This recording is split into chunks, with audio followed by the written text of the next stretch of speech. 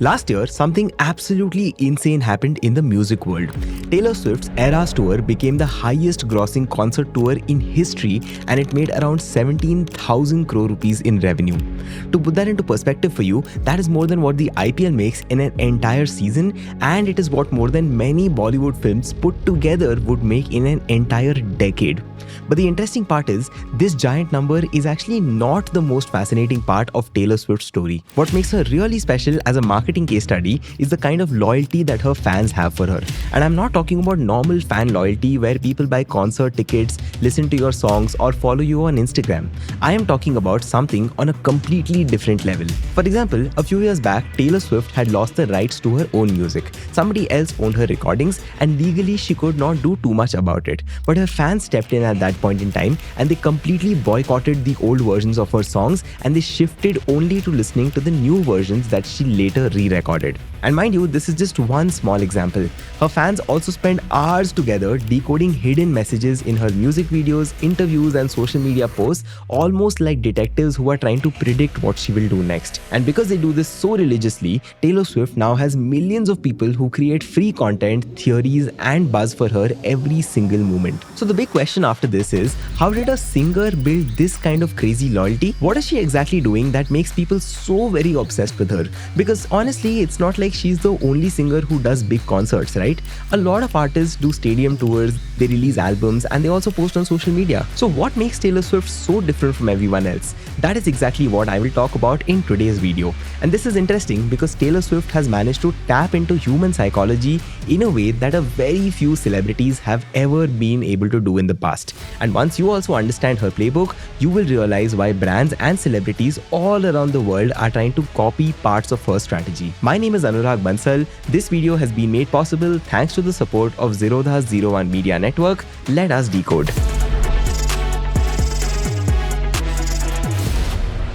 Now in this video, I'll break Taylor Swift's strategy into three big parts. First, how she makes fans feel seen. Second, how she turns fandom into a very interesting game for her fans. And third and finally, how she turns all of that emotion into real business power. But before we get into decoding her tactics, we'll first very quickly need to understand how celebrity and fan relationships normally work across the world.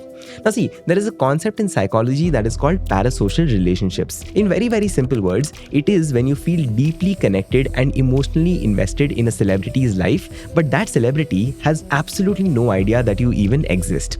To give you an example, many of you watching this video probably know Shah Rukh Khan's birth date, his children's names, maybe even his favorite food for that matter. But does Shah Rukh Khan know anything about you? Obviously not, right? For him, you're just one face in a crowd of lakhs of people. That is basically what a parasocial relationship is all about. And this one-sided emotional connection is how most celebrity fan relationships have worked across the world for a very long time.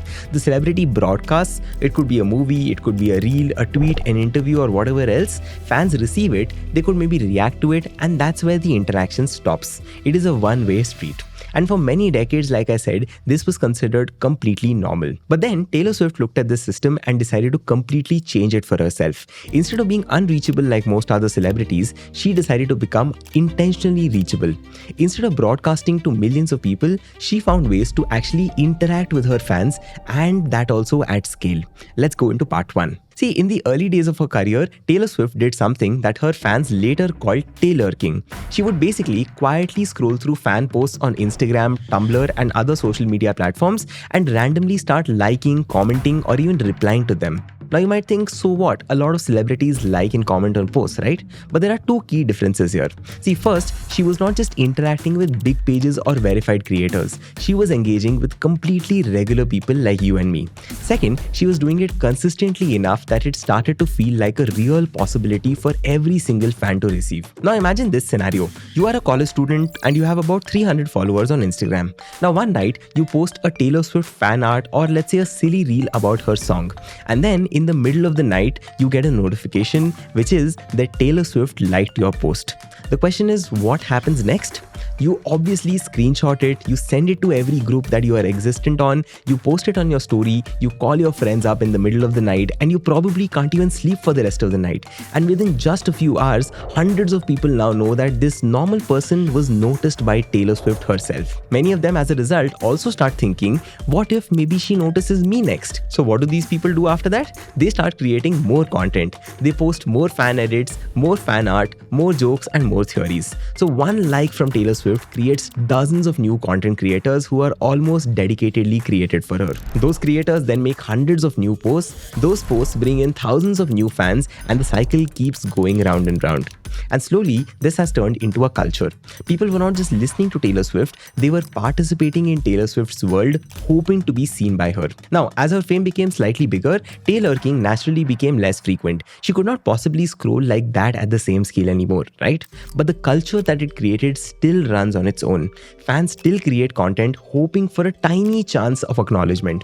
New fans join in and copy that behavior that they see. And all of this started because very early on in her career, Taylor Swift decided that she will treat her fans as individuals and not just numbers. But again, tailorking was just the entry-level strategy. She then took this idea of making people feel seen and pushed this to a completely different level. That's when something called secret sessions comes in. See, until around 2019, Taylor Swift's official team, which is called Taylor Nation, used to actively monitor her fan activities online. They basically look at things like who has been listening to her for years, who posts positive content about her online, who travels from far away for her shows, and who engages regularly in a healthy way with her accounts. And based on this data, they would select a small group of fans and send them a surprise invite. And the invite was basically a private listening party for her unreleased album, and that too at Taylor Swift's actual house. These, like I told you, was called secret sessions. And mind you, these were not like VIPs who paid lakhs of rupees for backstage access.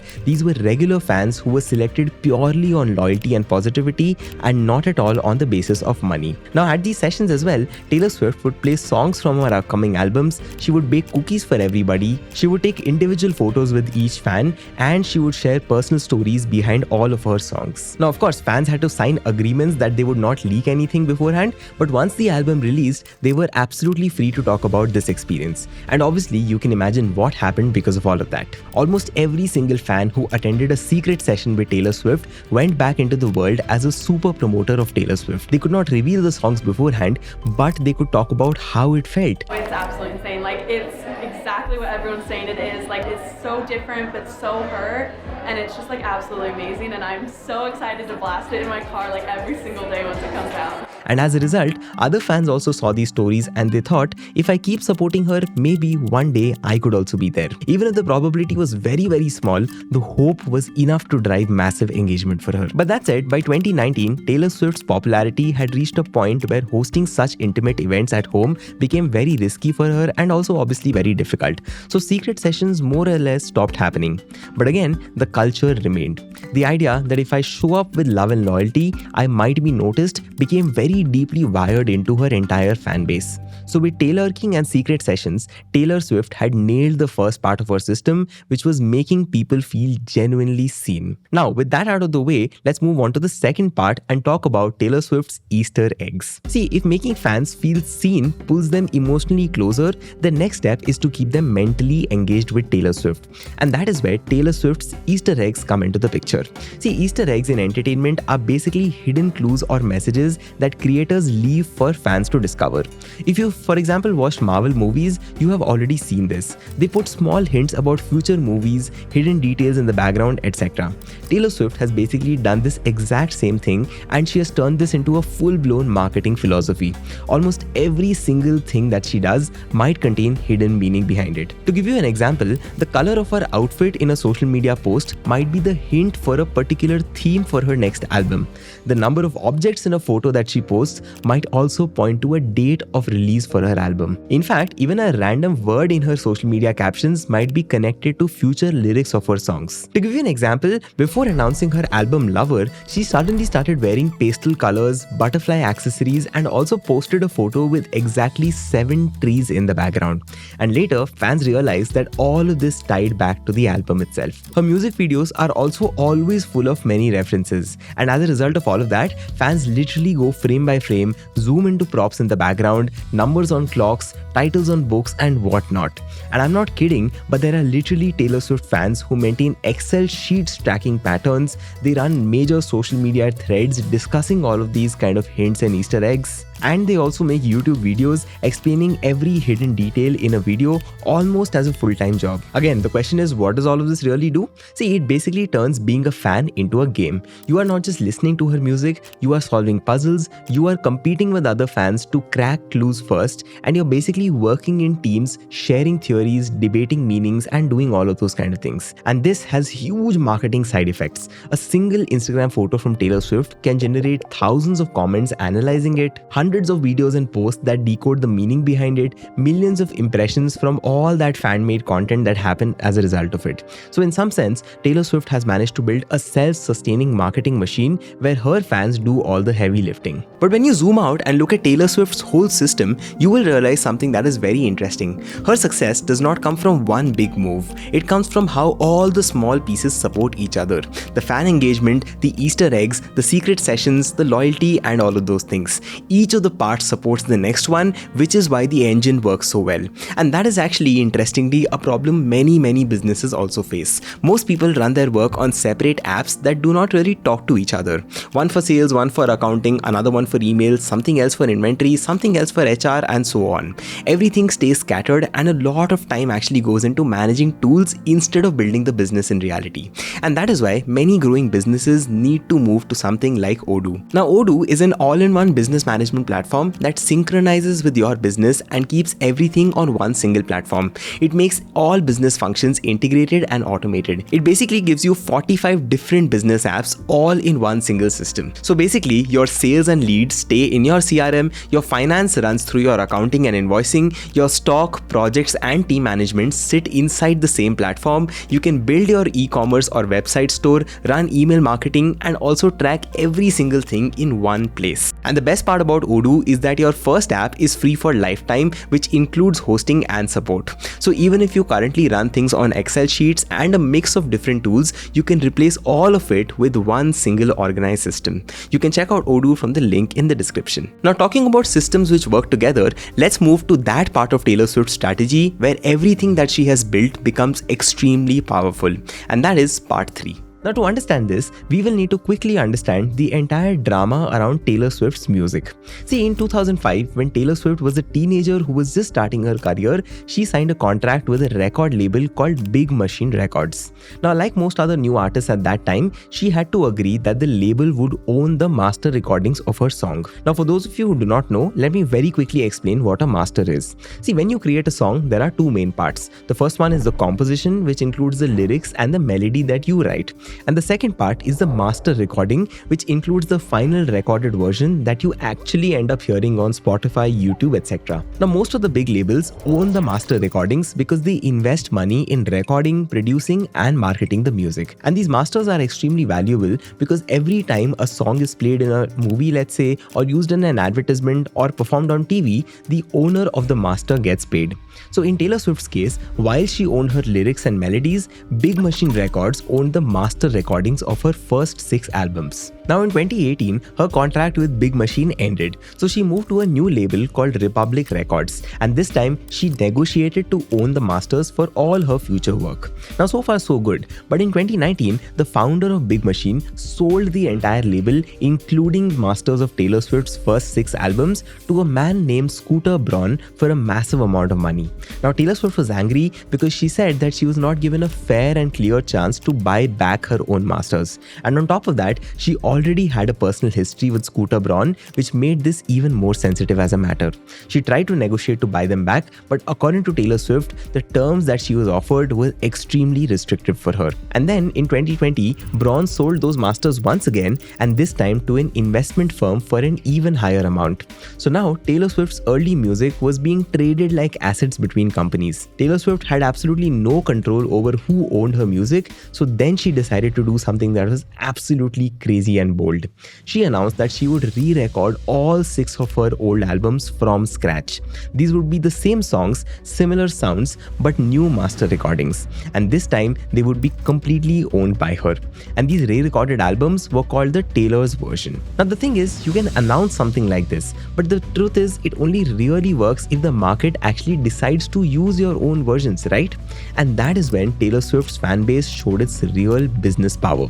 See, without Taylor Swift having to request her fans or to run marketing and advertisement campaigns, fans immediately understood what needed to be done. They stopped streaming the old versions, they started replacing the songs in their playlist with the new Taylor version, they commented on videos and posts asking people to use Taylor's version instead of the regular one, and they also pressurized radio stations and brands to switch to the new recordings. Also, whenever a film, an advertisement or a show used the old version of a song, Taylor Swift's fans would openly call it out and ask them to change it. Radio, streaming platforms and content creators, all of them complied, and slowly the default version of her songs in public started to become the Taylor Swift's version. And over time, this almost completely degraded the value that her old masters had, which investors owned, and they increased the value of her new catalog, which Taylor Swift controlled. And the thing is, because over a decade, Taylor Swift made her fans feel seen and she included them as part of her story, these specific fans did not see her as helping a rich singer become richer. They saw it as, we are helping our Taylor Swift own her own work back. Now, a few years later, in 2025, after all of this drama happened, Taylor Swift finally managed to buy back those original masters from the investment company. But by that time, she had already won in a very different manner. Her own versions had become the ones that mattered culturally. The older recordings had lost a large part of the power, and Taylor Swift had proven something that was very rare, and that is that her fan base was not just emotionally loyal, it was also economically organized. So now with all of this information and story, the big question is, what is Taylor Swift really doing here? See, at a very basic level, she has managed to tap into 3 deep human needs. First is the need to be seen, second is the need to belong to something, and the third is the need for a purpose. And all this emotional investment that Taylor Swift does not just look good on social media, it also shows up very clearly in her numbers. To give you references, her Eras tour did around 17,000 crore rupees in revenue. Her merchandise sales are estimated to be worth hundreds of crores every single year. Cities that host her concerts have reported economic boosts running into hundreds of crores, including hotels, flights, restaurants, local businesses and everything else. And also, her music gets tens of billions of streams every single year. But honestly, all that aside, probably the most valuable asset that she has built is not just these cash flows, it is the marketing army that goes behind it. Because when she releases an album, she does not really need to run a massive ad campaign to create awareness. Her own fans make it trend globally within just a few minutes. Similarly, when there is a controversy, she does not have to rely on PR teams. Her fans create threads, videos and explainers and push her side of the story everywhere. Basically, she has built something that money cannot directly buy, which is millions of emotionally invested individuals who feel that her success is their success. And that, ladies and gentlemen, is far more powerful than any traditional media plan. Basically, Taylor Swift has shown that in a world where almost everybody is fighting for attention, the real winner is not the one who stands up and shouts the loudest. It is the one who listens the most carefully. That's all I have for you in today's video. If you found this case study insightful, do tell me in the comments which other brands, creators or marketing strategies you would like me to decode next. I'll see you in the next one. Take care and goodbye.